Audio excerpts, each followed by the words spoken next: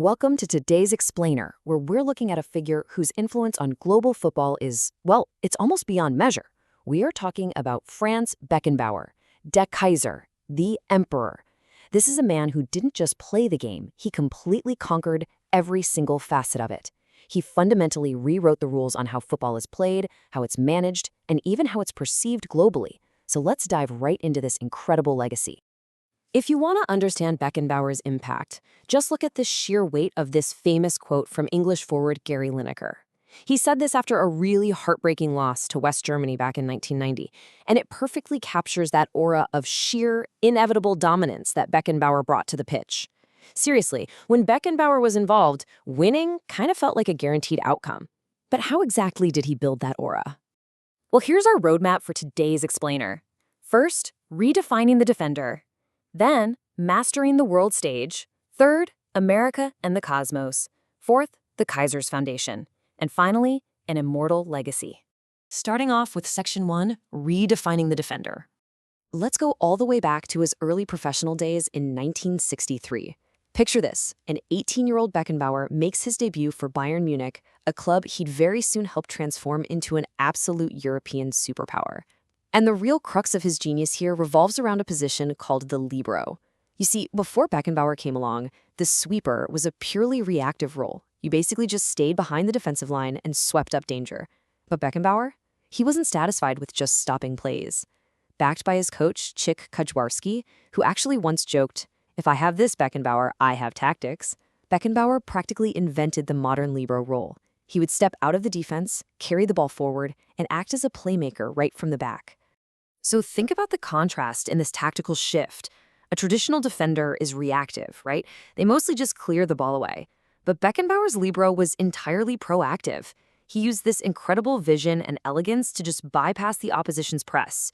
He didn't just defend, he literally dictated the rhythm of the entire match. It was a completely radical idea that absolutely shocked the footballing world in the 60s and 70s. And honestly, the results of this innovation, they are staggering. We're talking 582 appearances for Bayern Munich, 4 Bundesliga titles, and an unbelievable 3 consecutive European Cups from 1974 to 1976. But to really put that into perspective, just look at his Ballon d'Or record, the award for the single best player in the world. He won it twice, in 1972 and 1976. To this day, he is still widely recognized as the greatest defender to ever win that award. Moving on to Section 2, mastering the world stage. But hey, club success was really only one half of the Kaiser's empire. His journey with the West German national team builds this incredible historical footprint across decades that very few people in sports can even dream of rivaling. He starts out as a standout midfielder in 1966. By 1974, he is the captain lifting the trophy. Jump forward to 1990, and he's winning it all over again, but this time as the manager. And then, in 2006, he's the chief organizer, bringing the whole tournament back to German soil. Let's zoom right in on that 1974 final, which was actually held right in his hometown of Munich. West Germany was facing off against the Netherlands, a team that was utilizing Johan Cruyff's revolutionary total football system. The Dutch were heavily favored going in because they used this intense swarming pressing style, but Beckenbauer was basically the antidote. His calmness on the ball made him practically immune to their press. Whenever they rushed him, he simply bypassed them with a pinpoint pass or a forward surge. He completely dismantled the Dutch game plan and secured a massive 2-1 victory. Now, fast forward to Italy in 1990, Beckenbauer is on the touchline. And what's absolutely wild here is that he won the World Cup as a manager without having any traditional coaching training. None. He just relied on his unparalleled strategic understanding of the game and his immense aura to guide the team. When Germany beat Argentina in that final, Beckenbauer joined Brazil's Mario Zagallo in an incredibly elite, exclusive club of men who have won the World Cup as both a player and a manager. Which brings us to Section 3, America and the cosmos. So just when you think you've got his career trajectory all figured out, the Kaiser throws a major curveball.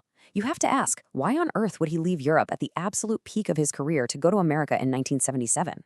Well, the NASL was booming at the time, and the New York Cosmos were assembling this veritable dream team of global superstars. Beckenbauer later recalled that the deal was practically sealed by a super glamorous, made-for-TV helicopter ride. Cosmos officials literally flew him from the roof of the Pan Am building straight over Manhattan all the way to Giant Stadium. And once he arrived, his impact was immediate and it was massive. Playing alongside icons like Pelé and Carlos Alberto, Beckenbauer spent 5 seasons in the U.S. He scored heavily for a defender and led the Cosmos to 3 NASL championships. But it was way more than just winning titles. He brought a level of true European credibility that helped American soccer attendances absolutely soar during that golden era. He was laying the historical groundwork for the modern game we see in the States today. Section 4. The Kaiser's Foundation. Now, as legendary as his on-pitch achievements were, his altruistic endeavors after he hung up his boots are just as impactful. When he officially retired in 1982, he took the proceeds from his farewell match and used them as seed money to start his own foundation. The goal was simple but deeply powerful: to provide direct, fast, and straightforward assistance for people with disabilities and for those who are ill or in need through no fault of their own.